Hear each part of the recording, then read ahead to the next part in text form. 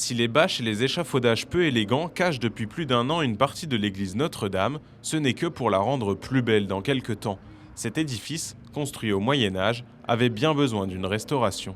C'est un projet de restauration, on le nomme comme ça, de restauration qui porte sur le clos et couvert, donc c'est-à-dire sur les parties extérieures essentiellement, donc qui vise à protéger tous les ouvrages intérieurs de l'édifice, et notamment vis-à-vis des infiltrations d'eau, de l'air, du vent, des intempéries de manière générale. Juste avant Notre-Dame, on a restauré l'église Saint-Antoine.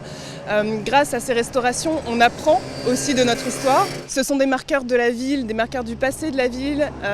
Notre histoire est vraiment très importante pour la compréhension. Actuellement, la première phase des travaux porte sur le clocher. Comme la couverture du bâtiment, les façades en pierre commençaient à montrer plusieurs signes d'usure.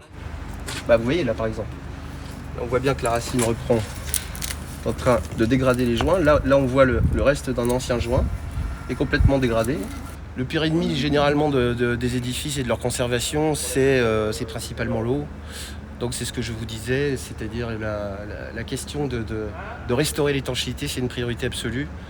De façon, même si on n'engage pas des travaux complets, l'exemple ici de cette végétation, c'est qu'effectivement, on a des racines qui vont s'immiscer à l'intérieur des joints, les dégrader, l'eau qui pénètre. Enfin, c'est des réactions en chaîne, voilà, qui impliquent qu'on intervienne assez urgemment. La dernière rénovation de l'église remonte à 1995, où une partie de la face nord avait été rafraîchie. Le but des travaux aujourd'hui est de conserver une certaine cohérence avec les restaurations passées. Et suivant les bancs, c'est-à-dire les endroits où on extrait la pierre, on peut avoir différents veinages et différentes teintes, différentes granulométries. Et ça donne ce panachage qui va de l'ocre relativement foncé au jaune, en allant jusque parfois au gris clair. Certains éléments de l'édifice sont trop usés pour être restaurés et ils sont alors retirés. Un tailleur de pierre vient ensuite les recréer à l'identique. Et donc là, il faut retailler toutes les pierres dont les modèles sont ici. Ça, par exemple, c'est ce qu'on appelle un claveau, cette pièce. C'est-à-dire que normalement, elle est posée comme ceci. C'est le sommet d'un arc, si vous voulez. Et donc là, vous avez ce qu'on appelle des moulures, avec une doucine, un filet, des congés. Enfin bon, tout ça porte des noms. Et alors tout ça, c'est le travail du tailleur de pierre. Voilà. Et donc là, il trace le profil de la moulure. Et après, il va sculpter. Vraiment, il va tailler comme ceci, sur toute la longueur.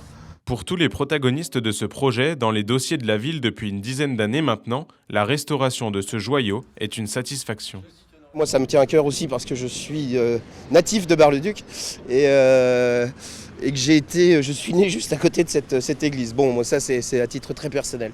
Oui, je suis barisienne, donc ça me tient forcément à cœur. Je suis passionnée par mon patrimoine de la ville et c'est vraiment une chance et une opportunité pour moi. Je trouve je suis chanceuse de pouvoir assister à ces chantiers de restauration, à pouvoir les voir de près, de voir comment on restaure, les techniques et de voir également des fois des trouvailles, des choses qu'on n'aurait jamais vues si on ne restaurait pas les monuments. Donc oui, j'ai de la chance.